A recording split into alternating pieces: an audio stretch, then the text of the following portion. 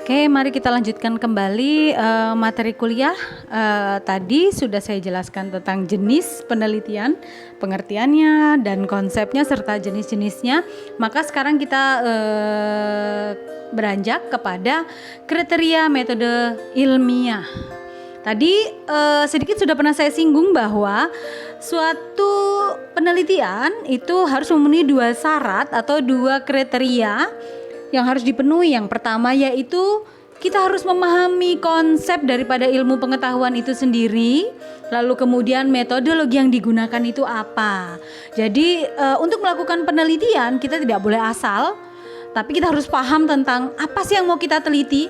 Karena kita mahasiswa Fakultas Hukum, ya tentunya yang akan kita teliti adalah sebuah gejala-gejala hukum, aktivitas hukum yang terjadi di masyarakat, yang terjadi di antar hukum itu sendiri, atau dalam budaya hukum, dalam proses pembuatan hukum dan lain sebagainya.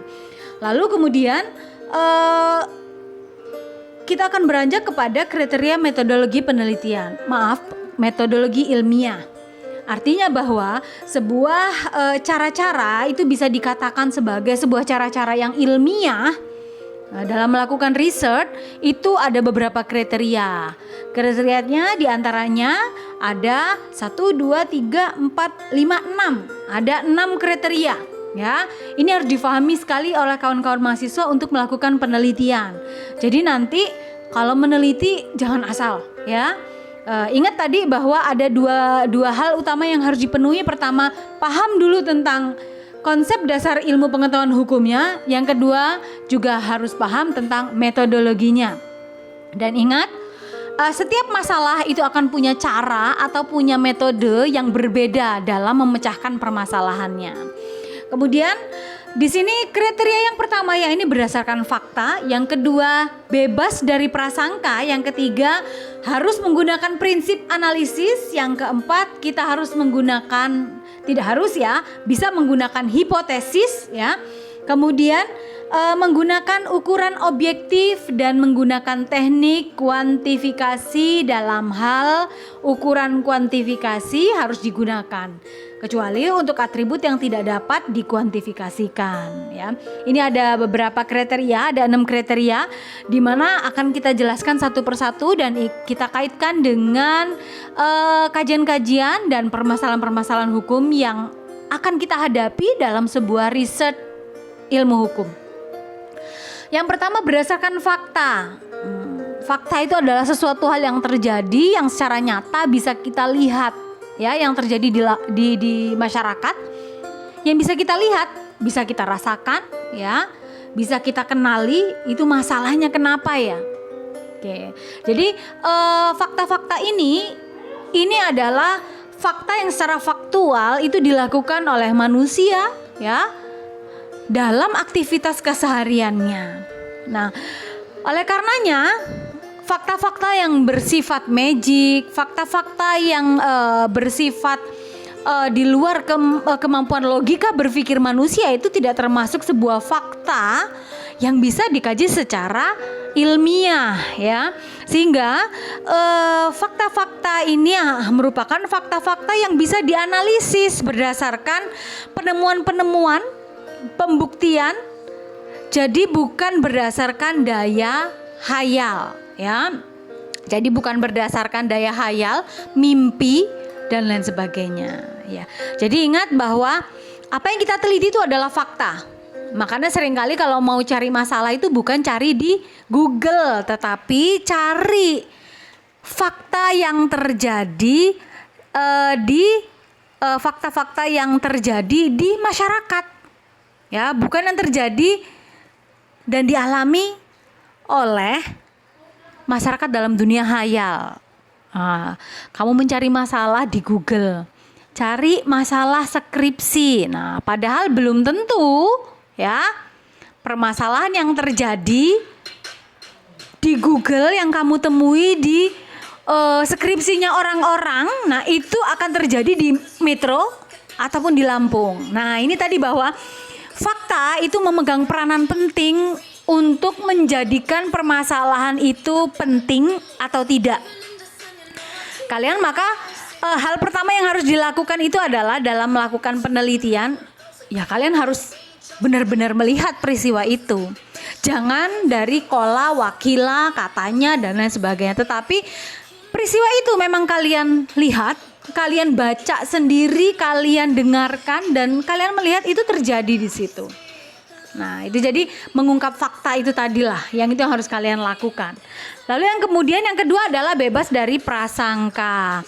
Maksudnya bebas dari prasangka di sini adalah bahwa saya lebih melihatnya pada bebas dari unsur subjektivitas. Karena fakta itu kan apa yang terjadi, maka ketika melihat sesuatu hal secara objektif yang terjadi, kita jangan melihat unsur subjektivitas kita karena like or dislike kita kepada objek yang kita lihat, fakta yang kita lihat. Karena ternyata kebetulan nih yang melakukan, yang jadi korban ataupun yang jadi pelaku adalah orang yang tidak kalian sukai, maka aspek subjektivitas itu menjadi mendominasi daripada penelitian. Nah, contohnya begini lagi, subjektivitas itu bukan hanya pada individu saja, tapi bisa jadi pada kelompok tertentu. Unsur adat misalkan, memang dasar orang Lampung yang begitu, jadi misalkan wajar aja kasus itu terjadi pada masyarakat adat Lampung. Nah, ini unsur subjektivitas ya, ini yang seperti ini harus dihilangkan. Ya, kenapa? Karena untuk menemukan masalah, untuk mengangkat permasalahan dan untuk mengatasi mencari solusi masalah, kita harus melepaskan narasi subjektivitas kita dalam sebuah penelitian. Ya. Lalu kemudian yang ketiga adalah menggunakan prinsip analisis ya. Untuk melakukan penelitian setelah kita mengangkat fakta, kemudian fakta itu kita lepaskan dari aspek subjektivitas kita, artinya kita akan melihatnya secara objektif, bagaimana terjadinya, kapan terjadinya, kenapa kok bisa terjadi. Nah, maka kita akan pasti menemukan, langkah-langkah apa yang harus saya lakukan. Nah, langkah-langkah ini sebagai bagian daripada langkah dari analisis yang akan kita lakukan. Jadi masalah itu yang kita dapat dari fakta dan kemudian kita narasikan dalam sebuah kalimat itu tentunya harus kita analisis ya. Analisis ini ya, yang perlu kawan-kawan pahami di sini, dianalisis di sini adalah kita mulai dari kenapa kok ini terjadi, kenapa, siapa sih pelakunya, kapan ya, bagaimana cara melakukannya ya, sehingga akan dengan mudah oleh kita sebagai peneliti itu untuk mencari solusi-solusi yang tepat ya terhadap masalah-masalah yang kalian temukan secara faktual ya. Oke, jadi sekali lagi bahwa dalam melakukan penelitian ini kita harus benar-benar memahami tentang konsep dasar pengetahuannya itu tadi dan metode yang akan kita pakai. Untuk memahami konsep dasar pengetahuan itu tadi, disitulah nanti dengan paham konsep dasar ilmu pengetahuan hukum itu tadi, maka akan mengajarkan kepada kita dan mengajak kita untuk memahami bahwa fakta yang terjadi sebagai dasein yang terjadi di lapangan itu merupakan sebuah problem atau masalah yang harus dipecahkan dan harus ditemukan solusinya. Kemudian yang keempat kriterianya adalah menggunakan hipotesis. Kenapa tadi saya mengatakan bahwa tidak selalu ada hipotesis ya. Bagi penelitian-penelitian yang sifatnya kuantitatif itu memang wajib hukumnya harus ada hipotesa ya.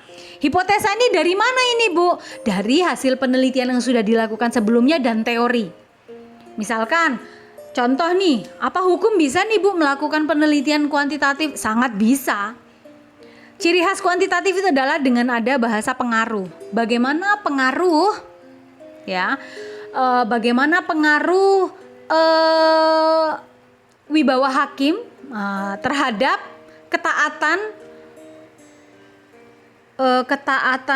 tidak. Contohnya lagi misalkan gini, bagaimana pengaruh persepsi masyarakat ya terhadap putusan hakim. Nah, atau pengaruh keterangan ahli ya terhadap bukti di proses persidangan. Nah, ini kan kita akan melihat Kalau mau nanya pengaruh itu kan pasti akan kita mengukurnya, ukurannya harus jelas. Bicara ukuran harus jelas, maka kita harus menggunakan angka kuantitas, ya.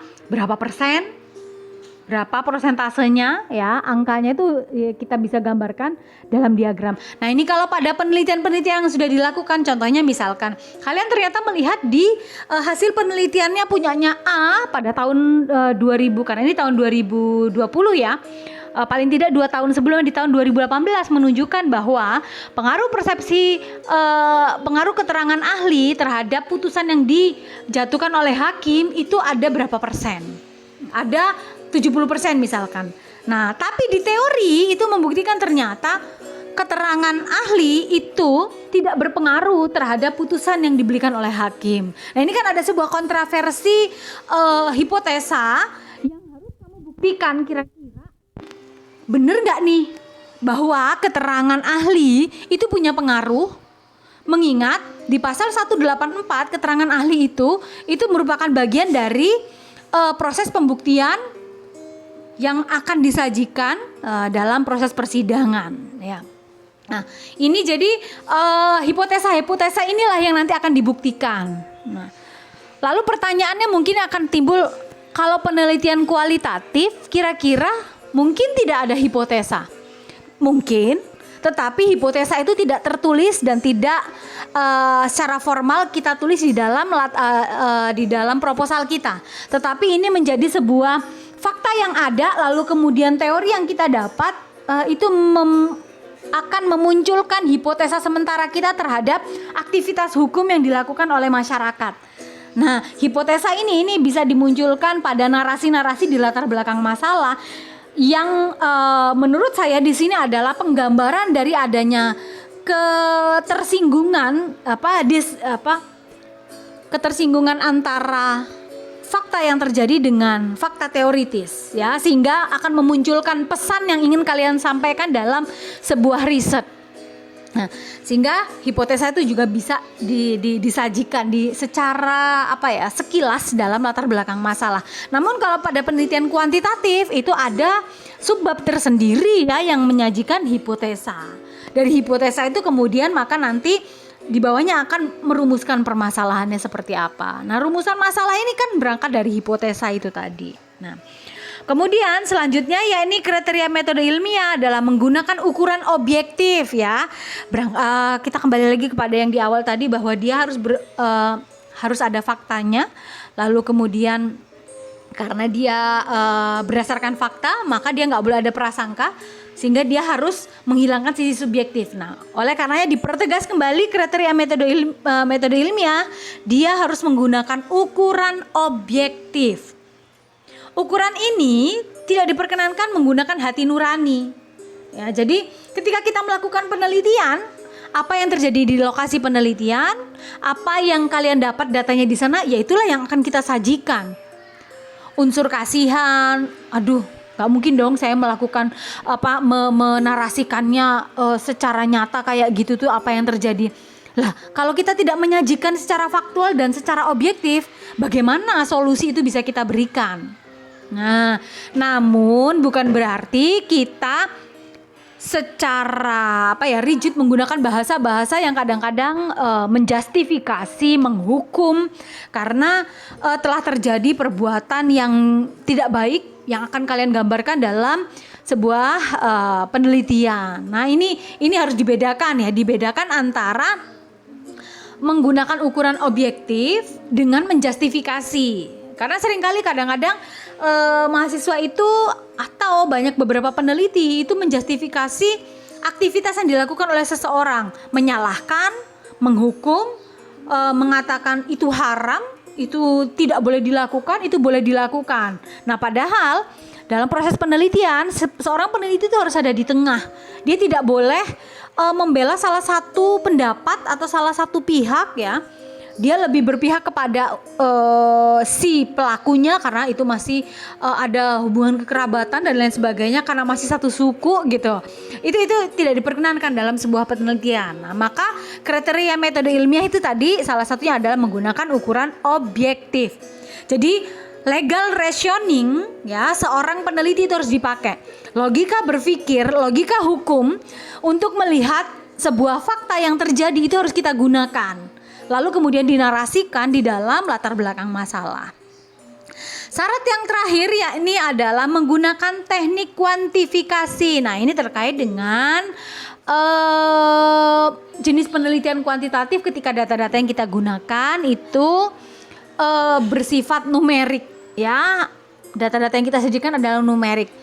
Pertanyaannya mungkin gini, apakah penelitian kualitatif juga tidak boleh nih Bu menggunakan teknik kualifikasi atau menggambarkan sesuatu itu dengan menggunakan angka? Kalau menurut saya boleh. Ini akan disajikan sebagai bagian daripada sumber data sekunder, di mana sumber data sekunder kadang-kadang sering kita dapat di internet, dokumentasi beberapa lembaga, instansi pemerintah, dia sudah menyajikan dalam bentuk data diagram. Nah, itu termasuk salah satu bentuk sumber data yang kuantifikasi ya. Jadi kita sudah melihat tingkat kecelakaan ada berapa persen tahun segini, tahun 2018 berapa kecelakaan yang terjadi, 2019 2020. Nah, itu merupakan data-data dalam bentuk numerik ya, yang merupakan teknik kuantifikasi untuk mempermudah memberikan gambaran kepada si peneliti dan si pembaca hasil penelitian kalian nantinya ya, tentang menggambarkan kondisi penelitiannya. Nah, seringkali coba nih, kalau kalian melakukan penelitian di suatu lokasi, pasti kalian akan menggambarkan deskripsi lokasi penelitian. Nah, deskripsi itu pasti kalian akan menggambarkan masyarakatnya itu jumlahnya berapa, yang petani ada berapa, yang pedagang ada berapa. Nah, itu kan data sudah ada prosentasenya. Ya. Prosentase data itu tadi, itulah yang disebut dengan teknik kuantifikasi dalam sebuah penelitian untuk mempermudah seorang peneliti memberikan gambaran kepada si pembaca tentang lokasi penelitian, data penelitian. Baik, kawan-kawan mahasiswa, itu tadi beberapa kriteria metode ilmiah yang bisa saya jelaskan kepada kawan-kawan sekalian, dan mari sama-sama dibaca kembali, didengarkan kembali suara cempreng saya ini tadi ya, sambil diiringi oleh sayup-sayup suara musik yang bisa merefresh otak kalian ya. Nah, dari hasil bacaan ini saya ingin ada beberapa diskusi yang bisa kita diskusikan di forum chat yang sudah saya sediakan. Nah, beberapa menit kemudian nanti dari setelah selesai chat ya, saya akan memberikan tugas kepada kawan-kawan ya. Tugas ini cukup dengan melihat fakta yang bisa kalian angkat sebagai sebuah masalah, sebagai suatu masalah yang nanti bisa yang ini cocok nih kalau diteliti. Tidak harus hukum deh, misalkan apapun nih, kalian sekarang ada di mana, lalu kemudian itu berusaha melihat fakta itu ada kesenjangan apa yang terjadi, lalu ditulis. Ya, diceritakan di kolom chat dalam berbentuk Word atau langsung nulis di situ. Langsung kalian ketik di situ nggak apa-apa. Ya, nanti kita diskusikan sama-sama pada akhir pertemuan ini. Ya, baik kawan-kawan sekalian, kawan-kawan mahasiswa, terima kasih atas waktu kalian untuk mendengarkan.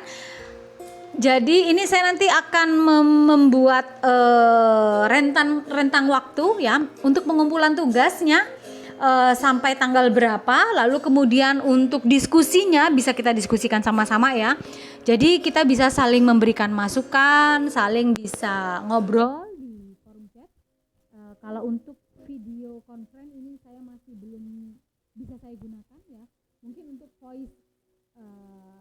voice note aja yang bisa saya pakai ya. Nanti kita sama-sama. Jadi apa yang saya sampaikan bisa melalui suara ya. Nanti seperti tadi ada untuk diskusi ya, kita bisa pakai itu. Tapi untuk mahasiswa tetap harus ketik ya. Tidak diperkenankan pakai voice note. Yang hanya bisa menggunakan voice note adalah saya sebagai tenaga pengajar ya. Baik, terima kasih. Selamat belajar, tetap semangat, jaga imun, dan selalu bahagia. Assalamualaikum warahmatullahi wabarakatuh.